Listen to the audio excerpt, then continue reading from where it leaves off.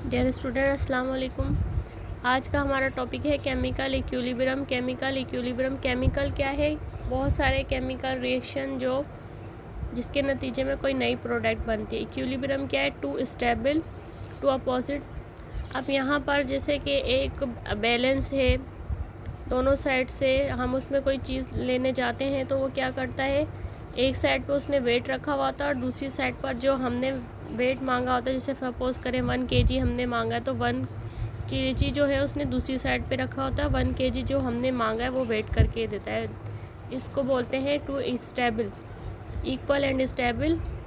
अब यहाँ पर हमारे पास क्या है, अगर हम वैसे बात करें केमिकल इक्विलिब्रियम तो उससे पहले हमें ये भी पता होना चाहिए कि हमारे पास इक्विलिब्रियम भी दो तरह के हैं, फिज़िकल और केमिकल इक्विलिब्रियम। जिस तरह हम फिज़िकल रिएक्शन पढ़ते हैं और केमिकल रिएक्शन पढ़ते हैं, इसी तरह हमारे पास कैसे फिज़िकल रिएक्शन जो है वो हमारे पास जो है रिवर्सिबल रिएक्शन कहलाते हैं। फिज़िकल और रिवर्सिबल एक ही बात हो गई। कंडेंसेशन, एवापोरेशन, फ्रीजिंग और मेल्टिंग ये हमारा रिवर्सिबल रिएक्शन कहलाएगा।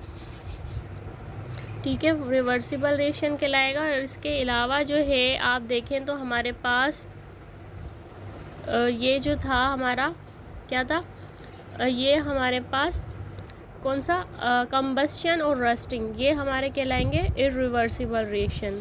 हीटिंग और कूलिंग हो रही है, आप जो है किसी चीज़ को हीट कर रहे हैं और उसके बाद वो कूल हो गई तो हमारे पास ये रिवर्सिबल हो गई। लेकिन अगर हमारे पास उसके पास वो कम्प्लीटली जल के ख़त्म हो जाती है तो वो हमारी क्या कहलाएगी, कंबस्शन। जैसे पेपर हो गया, लकड़ी हो गई, इन चीज़ों को हम जलाते हैं, ठीक है, और जंग लगना, ये सारा हमारा क्या कहलाएगा, इरिवर्सिबल। अब हमारे पास फिज़िकल, यही हमारा फिज़िकल डायनेमिक था। और केमिकल डायनेमिक में हमारे पास रेट ऑफ रिएक्शन जो है वो हमारे पास वापस रिवर्स नहीं होगा।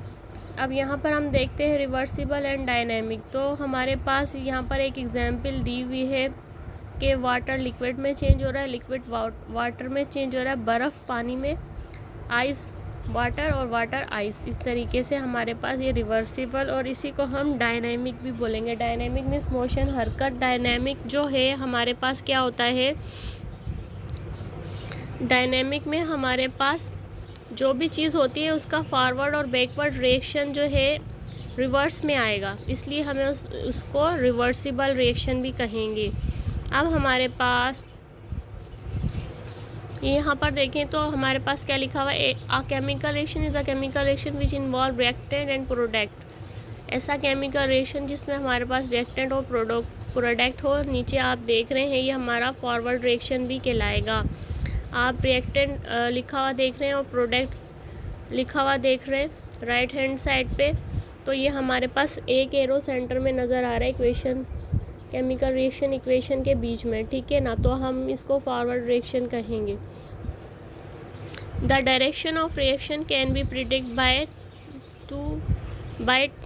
Bye type of arrow. अब यहाँ पर आप देखें, हमने देखा कि सिंगल टाइप ऑफ एरो था तो हम उसको बोलेंगे फॉरवर्ड रिएक्शन, और इसको, और ये हमारा क्या होगा, इरिवर्सिबल होगा, क्योंकि सिंगल लाइन वाला जो हमारे पास एरो जो नज़र आ रहा है, आप देखें तो हमारे पास जो है सिंगल लाइन वाला एरो जो है उसे हम क्या कहेंगे, उसे हम कहेंगे इरिवर्सिबल। ये यहाँ पर आप देखें ये सिंगल लाइन वाला एरो है, ठीक है। और अगर आपको इसी तरह आपको दो तरह के एरो नज़र आए, कि आपको एक एरो ऐसे जाता हुआ नज़र आए, दूसरा एरो ऐसे जाता हुआ नज़र आए, तो आप इसको बोलेंगे रिवर्सिबल, ठीक है। इसे आप बोलेंगे, आपको जो एरो दिखा रही हूँ, जो फर्स्ट एरो है वो हमारा फॉरवर्ड रिएक्शन का दिखा रहा है और जो नीचे वाला एरो है वो रिवर्स रिएक्शन का दिखा रहा है। अब हम इसका जो है पैरा पढ़ते हैं, इसमें क्या लिखा हुआ है। यहाँ पर हमारे पास लिखा हुआ है when 1 mole of nitrogen gas, ठीक है, 1 mole nitrogen gas react with 3 mole of hydrogen, 3 mole of hydrogen के साथ कर रहा है 1 मोल किसका, नाइट्रोजन का, तो ये फॉरवर्ड रिएक्शन जा रहा है, वो बना रहा है अमोनिया गैस। अब इन्होंने क्या किया, इसके नतीजे में यहाँ पर जो आप देखें, जो इसकी यहाँ पर आपके पास प्रोडक्ट आई, जो मैंने ये जो आपको एरो में ऊपर वाले एरो में दिखाई है, उसी के रिज़ल्ट को उसने दोबारा यहाँ पर रख कर दिखाया, तो उसको रिवर्स करके देखा। 2 मोल उसने क्या किए, अमोनिया के लिए अमोनिया गैस के और उस में आल्सो भी converted into 1 mole of nitrogen and 3 mole of hydrogen. तो ये कहलाएगा रिवर्स रिएक्शन। देखें रिवर्स रिएक्शन जो है आपको सिंगल लाइन में भी नज़र आ रहा है, ठीक है, एक फॉरवर्ड जा रहा है और एक रिवर्स में जा रहा है। और कभी ऐसी कंडीशन होगी कि जब दोनों ही when both of these reaction are written together, अगर दोनों एक साथ लिखे हुए होंगे तो उसे भी हम रिवर्सिबल कहेंगे। तो यहाँ पर हमें ये पता लग रहा है। इसके बाद आप यहाँ पर नीचे देखें रेट ऑफ ये जो बोल रहे हैं रेट अच्छा the rate reaction rate depend on concentration of the reactant पर डिपेंड करता है। और बिगनिंग में क्या होता है, हमारे पास रिएक्टेंट हाई होता है and the product formation is higher. जब आप ये कैसे बोल रहे हैं कि बिगनिंग में हाई है, फॉरवर्ड रिएक्शन जो है उसका रिएक्टेंट हाई है, उसकी प्रोडक्ट भी हाई है।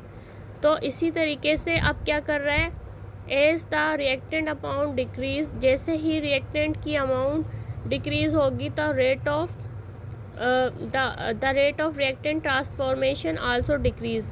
तो फिर उसकी जो है रेट ऑफ रिएक्टेंट की ट्रांसफॉर्मेशन है वो भी डिक्रीज़ हो जाएगी and the rate of product formation decrease.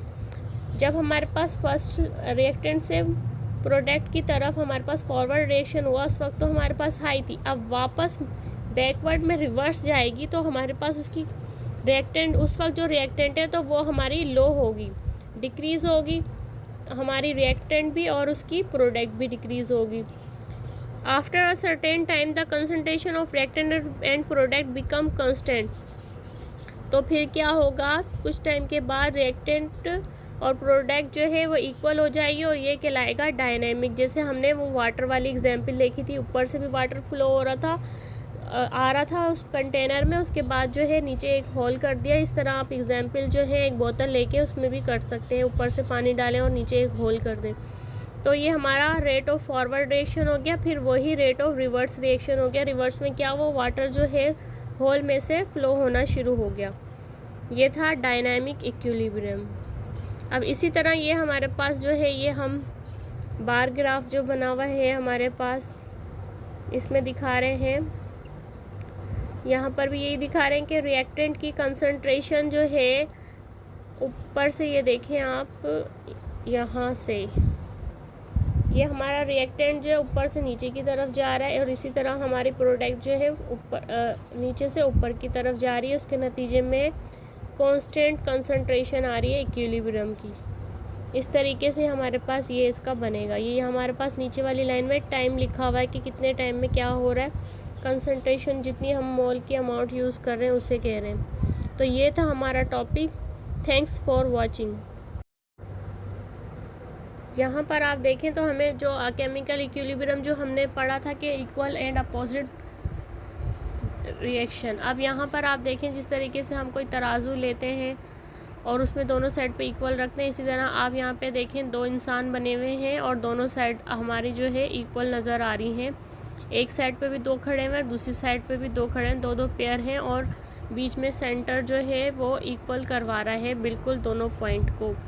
इसी तरह हमारे पास यहाँ पर एक डायनामिक इक्विलिब्रियम की एक और एग्जांपल भी है। ये यहाँ पर देखें कि हमने एक इसी तरह ऊपर से पानी गिर रहा है कंटेनर में नल में से और नीचे एक और नल लगा हुआ है।